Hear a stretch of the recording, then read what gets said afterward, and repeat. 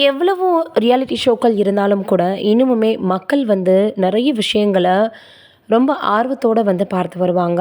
அப்படி விஜய் டிவில ஒளிபரப்பாகக்கூடிய நீயா நானாவும் சரி, கோபிநாத் அவர்களும் சரி, மக்களிடையே அவ்வளவு பிரபலம்னு சொல்லலாம். எவ்வளவோ நம்ம பேச முடியாத விஷயங்கள கூட அந்த மேடையில விவாதமாக கொண்டு வந்திருப்பாரு கோபிநாத் அவர்கள். அவர் வந்து நிகழ்ச்சிய நடத்தி கொண்டு போற விதமே வேற விதமாக இருக்கும் அப்படின்னு சொல்லலாம். அந்த அளவுக்கு நல்ல ஒரு மோட்டிவேட் பண்ணுறவர். அதேபோல ஒரு இடத்துல ரொம்ப எமோஷனல் ஆகுது அப்படின்னாலும், அங்கேயே தன்னுடைய எமோஷனல காட்டிருவாரு. நெறைய விஷயங்கள் அங்க பேசாத ஒரு டாபிக்கே இல்ல அப்படின்னு தான் சொல்லணும். அப்படிதான் இந்த வாரத்தினுடைய ப்ரமோவும் வெளியாகியிருந்தது. அதுல பெண்களுடைய சுதந்திரத்தை பற்றி பேசியிருந்தாங்க. அதுல இருபுறமும் வந்து பெண்கள் பேசுறாங்க. அதுல ஒரு பொண்ணு பேசியிருந்தது மிகப்பெரிய அளவுல எல்லோரிடமே வந்து இப்படிலாம் கூட நடக்குதான்ற அளவுக்கு ஒரு கேள்வி எழுப்பியிருந்தது. என்னன்னா, யாரோ ஒருத்தர் என்ன சுத்தி வராங்க 2 வருஷமா. நான் போற இடங்களுக்கெல்லாம் என் பின்னாடியே வராங்க. அப்படின்றது தெரிஞ்சு, என்னுடைய வீட்ல என்ன வந்து தவறா நெனைக்கிறதும் சரி, எனக்கு காவலா கூட வரதும் சரி, எந்த விதத்தில சரியா இருக்கும் அப்படின்னு சொல்றாங்க.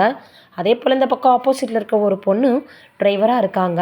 அவங்க நெறைய இடங்களுக்கு, நெறைய மாநிலங்களுக்கு போயிட்டு வந்திருக்கேன். நான் ரொம்ப கட்ஸா தான் இருக்கணும்னு ஆசைப்பட்டுருக்கேன் அப்படின்னு. அப்போ நீங்க இந்த மாரி நெனைக்கிறதுல இறங்கி செய்யணும்னு நீங்க ஆசைப்படுறீங்களே, அதேபோல அவங்க ஃப்ரெண்ட்ஸ் கூட வெளியில போறது, வரது, அவங்க தைரியமா இருக்கிறது ஒண்ணும் தப்பில்லையே. அது ஏன் வந்து பேரண்ட்ஸ் எல்லாம் பேம்பர் பண்றாங்க அப்படின்ற மாதிரி கோபிநாத் அவர்களும் வந்து கேட்டிருப்பாரு.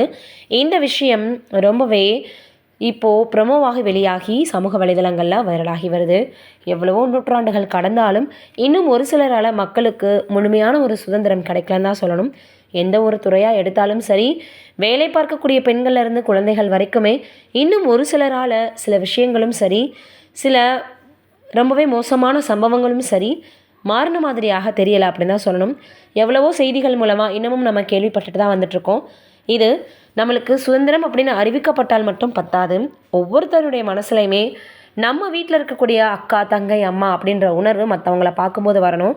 நம்ம வீட்ல இருக்கவங்களுக்கு எப்படி பாதுகாப்பு குடுப்போமோ, அப்படி ஏதாவது பிரச்சனை வந்தாலும் எல்லா ஆண்களுமே பாதுகாப்பாக இருந்தா மட்டும் தான் இதற்கு வந்து ஒரு முடிவு வரும் அப்படின்னு இந்த ப்ரோமோ பார்த்ததுலேருந்து எல்லோரும் சொல்லி வராங்க. நீங்க என்ன நினைக்கிறீங்கன்றத மறக்காம கமெண்ட்ல சொல்லுங்க.